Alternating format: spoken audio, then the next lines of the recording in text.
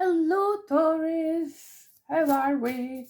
Welcome to August 2024 reading, just to check for the general energies coming through.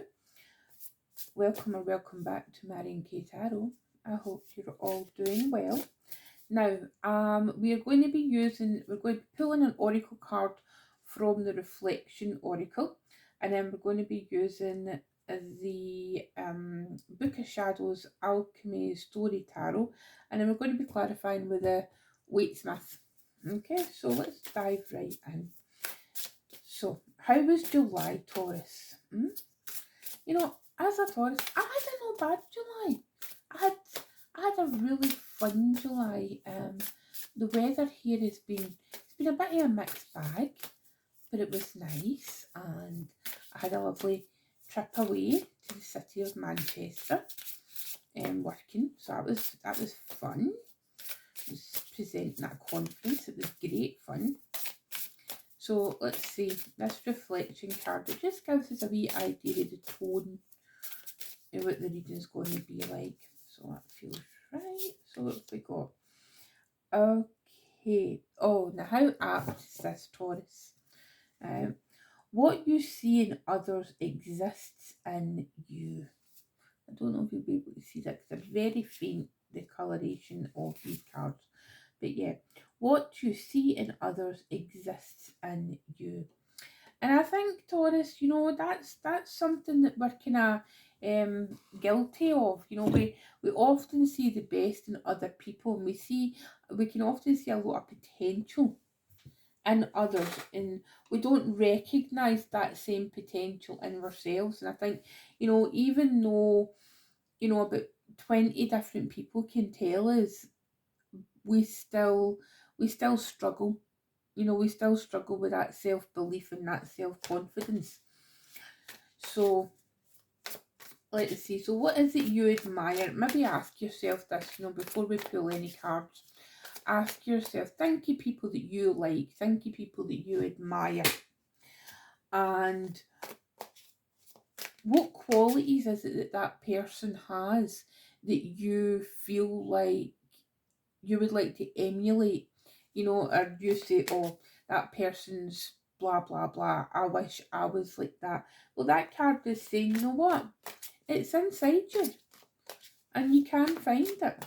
So I think that's a lovely way to start off. And also, we're in Leo season, right? And I mean, it's all about the self. It's like practically it's all about the hair, first of all.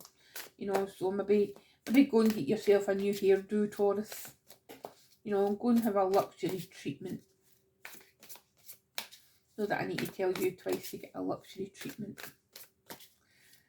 Okay, so let's pull some cards for August 2024, please, for Taurus. Okay. There we go. What was I just saying about Leo? First card out, Strength. Then we've got the Seven of Coins, Taurus card. We've got the Knight of Swords. We like the Knight of Swords. At least I do. Then we've got the King of Wands. The King of Cups. We've got the Ten of Wands. We've got the Five of Cups. We've got the Two of Cups. And we've got the Queen of Wands. Wow.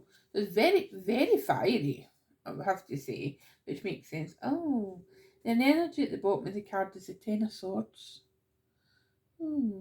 So, with that Knight of Swords and the Ten of Swords, makes me feel like there may be some kind of Gemini energy coming up.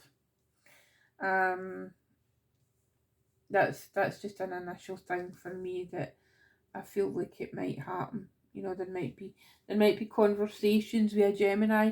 We do also have a Mercury retrograde that's going to be happening for the majority of August.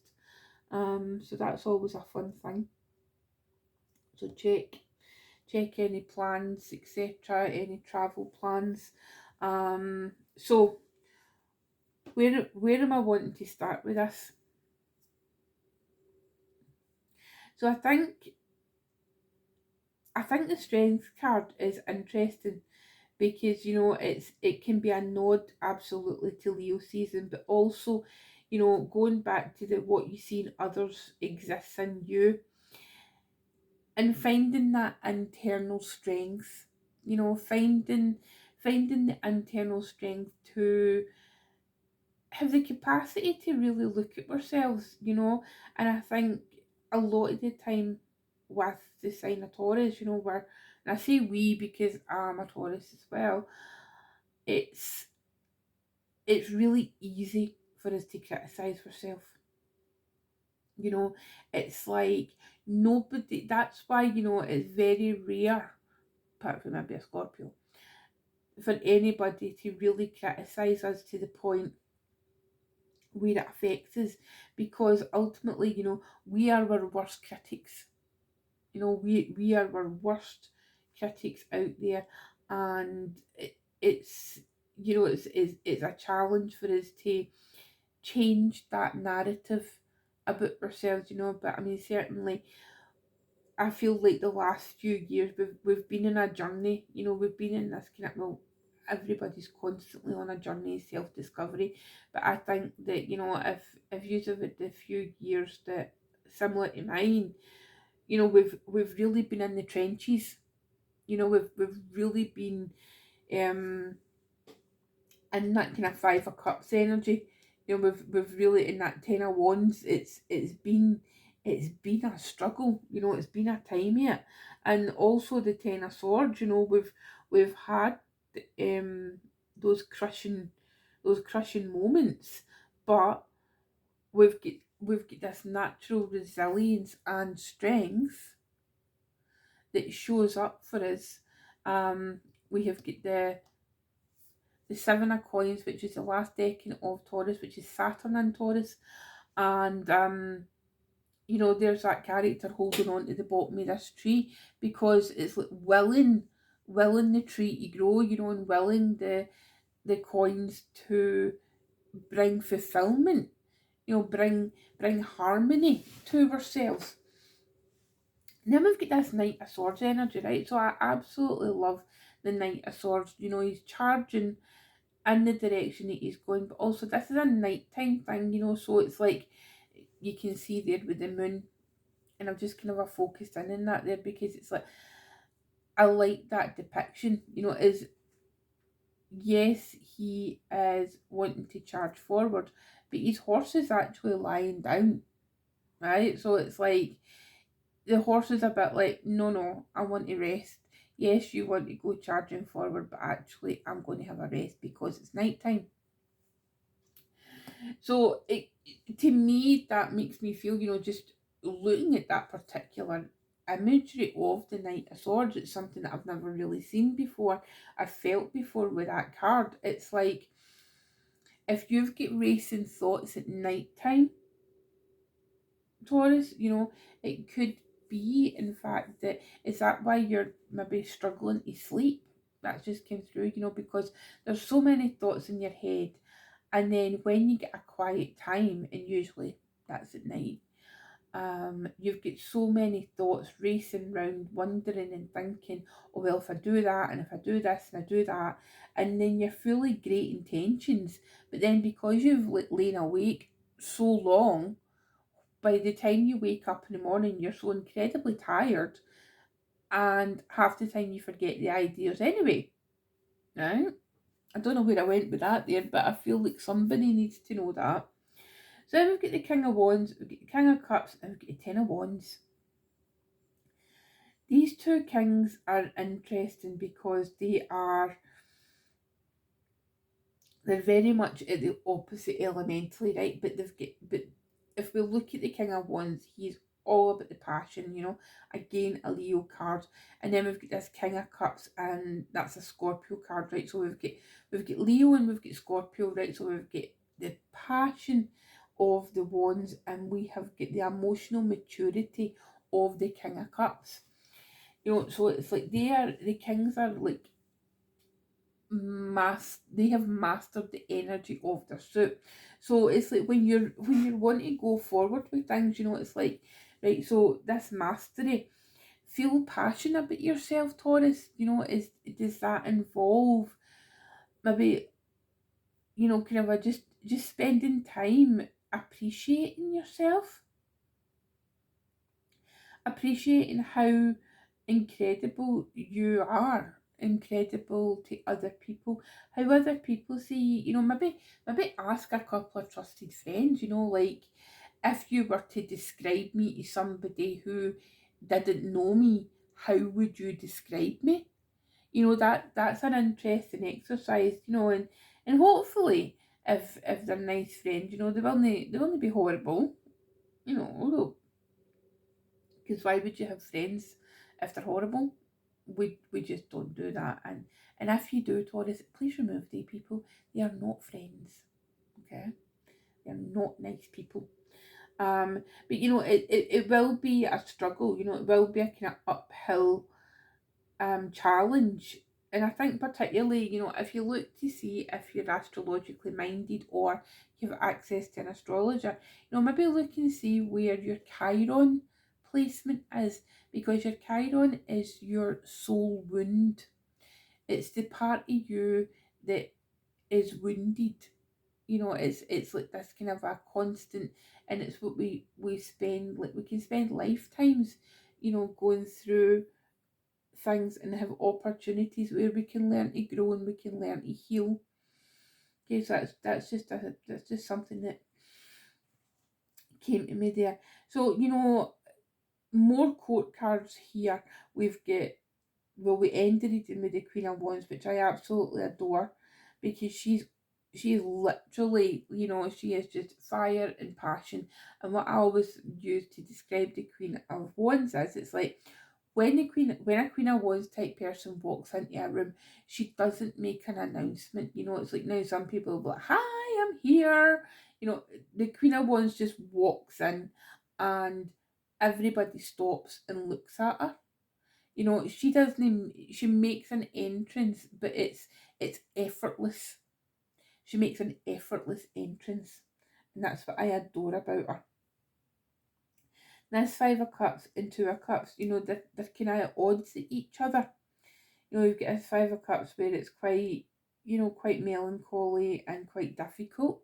You know, it's quite a, you know, but then we've got this Two of Cups. So what I feel like is, it's like that this grief aspect for yourself, you know, for who you were, or, you know, there might be a period of grief where you are experiencing that because you come to the realization how you've been talking to yourself and how what you've been thinking about yourself is, it's not been nice, you know. So there's this kind of a grieving process where it's like you didn't mean to express, you know, to express like the feelings and the thoughts that you had about yourself, but you didn't know any better.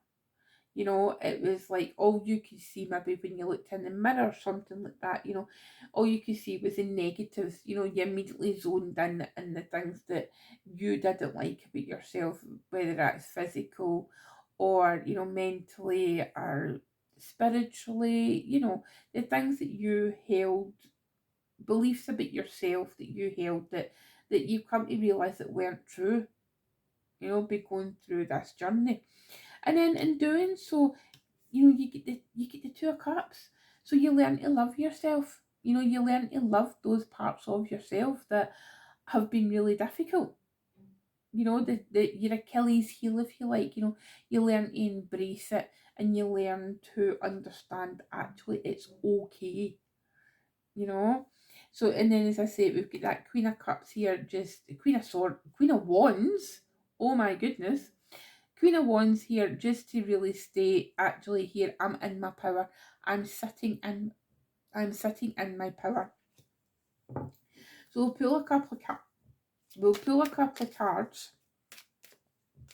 Excuse me, I'll get hiccups. Oh no. So we're going to pull a couple of cards here for the Strength and the Seven of Coins.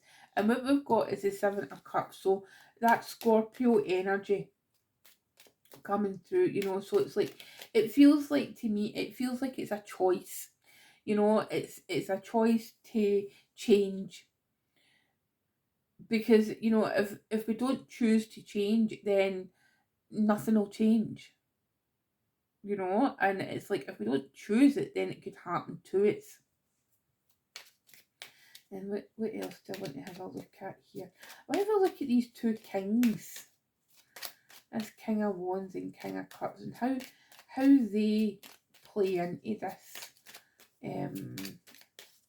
Please tell me about these. Please tell me. King of Wands, King of Cups. What are they saying? What is their further messages? Okay, let's have a look and see. The Page of Wands. Okay, interesting. So the kings here, they're asking us to start out with that beginner's mindset. You know, it's like they have reached the pinnacle of their suit, but they're asking you to be open to learning more about yourself, more about your passions, more about the things that you care about the things, you know, that put a fire up your backside, basically, Taurus, right? Um, Things that you want to pursue. And I think that this will be an opportunity. You know, be going through this through August. It'll be an opportunity for you to discover new parts of yourself. Okay, so then this, let's see, this Two of Cups and Queen of Wands. Let's have a look and see. Let me see.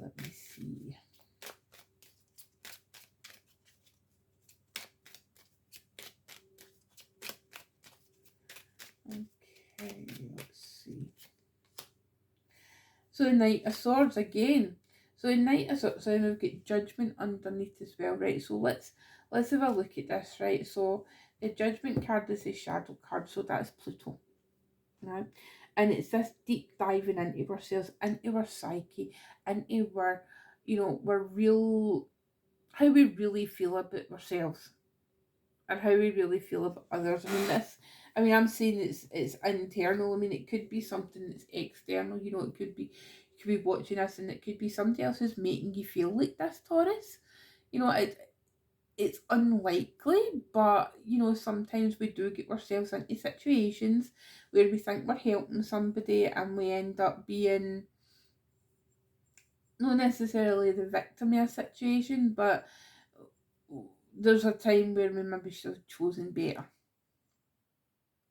So, you know, it's less Knight of Swords. It's really about a communication aspect that we have.